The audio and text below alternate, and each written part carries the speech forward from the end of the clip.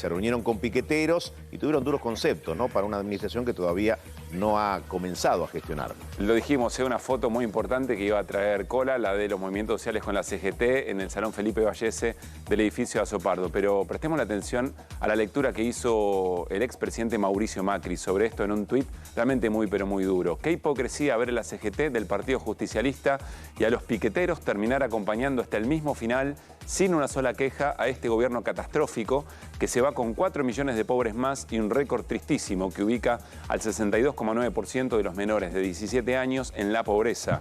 Guardemos en la memoria esta cifra inapelable: 8 millones de niños y adolescentes viven en hogares pobres, 2,1 millones son indigentes, así se van. Esa misma CGT oficialista que guardó un silencio cómplice hasta hoy, ahora se envalentona y matonea al nuevo gobierno que aún ni siquiera empezó con su tarea. Queda bien claro que nunca fue su intención defender los derechos de los trabajadores, solo pelean por sus negocios. Bueno, esta es la caracterización que hace Mauricio Macri de esa fotografía. Un respaldo categórico a Javier Milei, ¿no? Un respaldo muy, pero muy fuerte. También sentenciar qué significa la situación social y económica que queda como herencia del gobierno del Frente de Todos. Pero vamos a ponerlo en tándem con este estudio que hizo, con esta gráfica que armó la Universidad Austral, que tiene que ver con la cantidad de paros que le hizo la CGT, paros generales, en este caso en los últimos 40 años, y ver qué pasa con este gobierno. O sea, reacciones de la CGT ante distintas políticas. Así es. Interesante lo que acabas de decir, ahora vuelvo sobre eso. A Raúl Alfonsín, 13 paros. A Carlos Menem, 8 paros generales. A Fernando de la Rúa, 8 también. Eduardo Duhalde, 2. Néstor Kirchner, 1. Cristina Fernández, 5. Mauricio Macri, 5. Alberto Fernández, 0. Es como todo, esto es un dato frío, es un dato inobjetable. Esto ocurrió. Ahora, la interpretación es interesante porque a veces las decisiones que toman las centrales sindicales tienen que ver no con el problema que se vive, no con la situación que se vive, sino cuáles son las políticas y qué consideración hacen los movimientos sociales de las políticas que se están aplicando.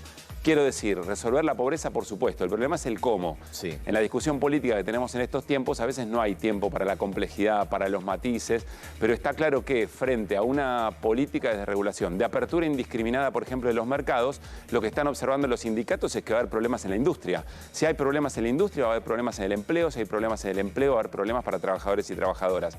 Me parece que a eso responde la foto, porque es cierto que Javier Milei es alguien que recién llega a la política, pero sus colaboradores y sus políticas no son una novedad. Sí. Y ahí está la experiencia. Esto se puede ver en la experiencia que estamos viendo en este cuadro que hizo la Universidad Igual Austral. el contraste es muy grande porque es un gobierno que todavía no ha debutado y se contrasta con esa nulidad de paros durante la gestión que está terminando.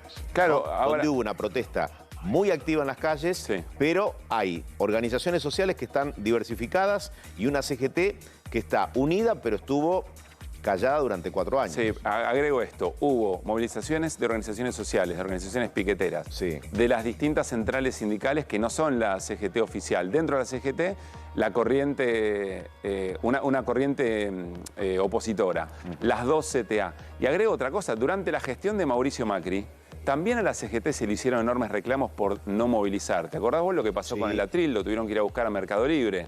Quiero decir, y también hubo críticas internas en este momento hacia la conducción de la CGT. Por eso digo, son datos indiscutibles lo que se está mostrando, pero también es cierto que hay matices y que hay lecturas más complejas que el momento, creo yo, requiere. Y escenarios completamente diferentes, Claro, ¿no? Si tomamos ese repaso de los paros generales a lo largo de la historia.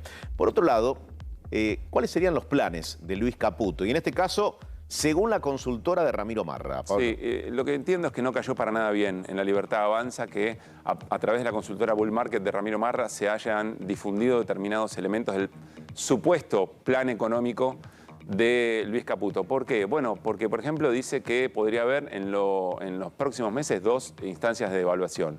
Una muy cercana en diciembre, que llevaría el dólar a 650 pesos más o menos, coincide con el número que había dicho Guillermo Francos, por otra parte, y otra en febrero, que terminaría de acomodar las cosas para un eventual plan de convertibilidad. Por otra parte, se habla también de distintas disposiciones vinculadas a la desregulación de los mercados. Insisto, no fue bien recibido esto, porque esto circuló ayer, mirá, no solamente en las casas, en los mercados, sino también ayer me contaron que en una reunión de la AmCham que son las cámaras empresariales de empresas estadounidenses trabajando en Buenos Aires. Esto circulaba casi como un hecho. Y esto genera mucha discusión y más problemas aún con la intención que tuvo la Libertad Avanza, y con Javier Milei a la cabeza, de darle cierto orden a la comunicación. Sí, ¿no? claro. Y porque además genera inmediatamente, vos modificás las expectativas y eso es trabajar directamente sobre la economía real. Se cambian los precios, las empresas empiezan a acomodarse en ese sentido y la gente nunca tiene la respuesta para tratar de cubrir su salario cuando tiene que ir a la góndola, ¿no? Bien. Por otra parte, hablabas hace unos minutos del Banco Central. Sí. Y hay una figura, la de Bausili, que fue confirmada en las últimas horas. Sí, voy a asumir un riesgo y voy a decir que quizá Santiago Bausili fue el único funcionario formalizado no por la oficina del presidente electo, sino por la Cámara Federal porteña. A ver. ¿Por qué digo esto? Porque es un funcionario que tuvo responsabilidades en la Secretaría de Finanzas de Mauricio Macri y estuvo procesado hasta ayer, horas antes de que efectivamente fuera formalizado en el cargo, por negociaciones incompatibles con la función pública. Lo voy a hacer muy rápido, Eduardo. Bien gráfico. Sí, bien gráfico. Cuando él era secretario de Finanzas, 5 días después de haber sido nombrado en el 2016, todavía trabajaba para la banca privada, el Deutsche Bank. Y después tomó decisiones de emisión de títulos de deuda que involucró a la banca privada y que le hizo ganar dinero a la banca privada. Él mismo siguió cobrando después distintas utilidades en los años 16, 17 y 18. Bueno, todo eso generó un procesamiento. Ayer la Cámara porteña resolvió anular ese procesamiento, es decir, Santiago Bausili tiene ficha limpia, lo que suele decirse, e inmediatamente después fue nombrado como titular del Banco Central. Y otra cosa importante, es un hombre de muchísima confianza de Luis Caputo.